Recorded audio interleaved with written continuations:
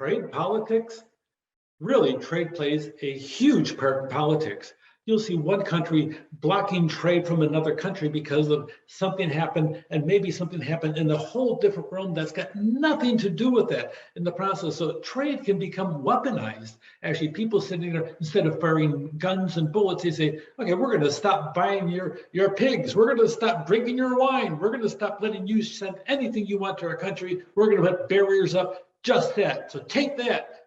It happens all the time as you go through. Venezuela joined a group of governments called the Mercosur in 2012, and they wanted to strengthen democratic principles in the area, and also in the process, they wanted to also drop trade relations and improve them overall without tariffs and so on. So they sat down and created a terror organization, and Venezuela joined it in 2012. And by the time it was all done in 2016, they talked about the aspect of, okay, Venezuela, you need to sit down and get on board, not just with the trade part, but also making certain you have the membership requirements based on human rights violations and a lack of democratic order.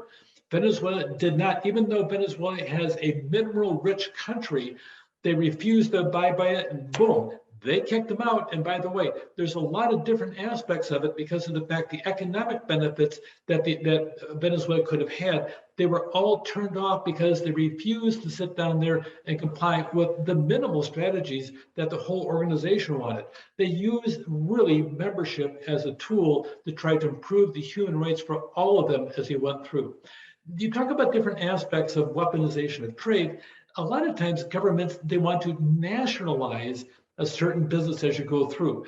Okay, they take private property by government and they make it public property as they go through, and it becomes owned by the government. This happened numerous times in different countries, anywhere from South America all the way to Eastern Europe, all the way to Asia in the process. The government gets involved, they have a change, the military coup or whatever, and all of a sudden a private company that spent billions of dollars in the country going through building some type of infrastructure, the soldiers come walking in with their guns, point the guns at whoever and shoot whoever they want to, and they take it over either by blood or by force in the process. Then all of a sudden the private company, all the money they put in there has disappeared and goes up in the process. Oh yes, they can sue, except for the fact that the international courts really don't have any power unless that country chooses to let them have power over them in the process.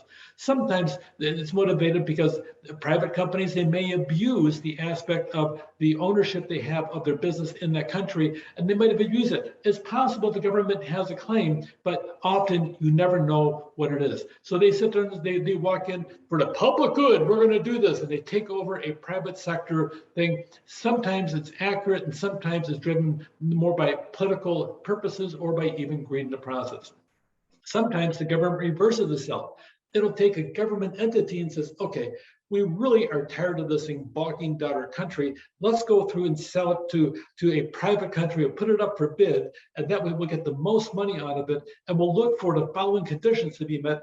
And then all of a sudden they have a much more streamlined private sector company or multiple private sector companies doing the same thing to government. So sometimes the government sits there and takes over a private company, and sometimes it takes its own thing and sells it to private business as they go through to raise money or change of philosophy or political climate. Both sides work sometimes for the advantage or disadvantage of somebody somewhere in the process as you go through. Now, why might a government-owned firm have an unfair advantage over privately owned firms? I want you to think about that aspect of it, because this is part of this entire chapter, but the aspect of a government, let's see, if they have taken over a private company, see, there's no competition. Nobody can tell the government what to do except the government. And by the way, they can also employ, the president so-and-so's son-in-law in the process of being president of the company. Not that it has anything to do with it, although it does a lot of times. Okay, it could be something as ridiculous as that, or it could be that the private-owned company really was being corrupt, and the government wants to step in and make it an honest proposition, or at least they're saying that in the process. So, but you have a monopoly that the government takes and controls, that we own this and nobody else can compete with it. That's probably the biggest thing of an unfair advantage as they go through. A lot of times government stability and the production, there's a lack of peace and predictability. That's what the government's doing. The government wants to maintain itself in power and whose money, fiscal, and policy changes are predictable, and they're not subject to sudden radical changes. Sometimes one election and boom, and the whole country can change and pivot and go this direction all of a sudden and jerk the whole economy around. And the people themselves may rise up in arms sometimes and take over, or they may rise up in joy in the process over what happened before.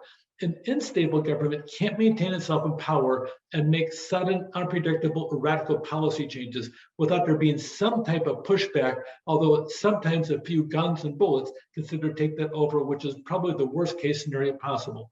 Really, the purpose of government is protect the economic activities of its citizens in the country, not for foreign entities that are coming in. So it's a really big issue when it comes down to the aspect of if you go into a country as a private sector business, make certain that you pay attention to the customs and the political climate as you go through.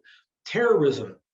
That's a series of unlawful acts of violence, and they're committed for all kinds of reasons, usually for somebody else to gain power. Kidnapping is a very common practice in foreign countries that don't have a strong government, where they'll kidnap a foreign national and hold them for ransom and whatever in the process. It's a good way to make money on the side. Okay, it just depends as to the moral climate, but also the actual role of the kidnappers, what they're doing. Piracy, hijacking, kidnapping on the seas. It's certainly the thing of legends you'll see over at Disney World in the process. And there it's really cute. It's not cute at all. People die in the process. And people that are starving, they sit down there and they go out in small boats sometimes. But really, it's become a big business in a lot of parts of the world where they go in, they sit down there and they take over a ship. And it's pretty ugly an awful lot of times. Cybercrime is becoming a bigger aspect of some of governments as they go through. Literally, there's at least 3 governments in the world today that have a part of their military branch dedicated to cybercrime. Literally, one of them is pretty open about the aspect of their job is to go rob banks and rob you and me of our private money in the aspect of trying to hack it. And they get rewarded for stealing money from other people, other banks, other countries in the process. So it's becoming bigger. The year 2025 is supposed to be the year that cybercrime becomes bigger than all of the drug trade on planet Earth, because it's becoming huge in the process. So trade politics, government has the power to create monopolies. Government has the power to be the monopoly. Government has the power to grant access to private companies. And it really ends up being the values, ideals, and honesty that can often be in the eyes of the beholder. Take care.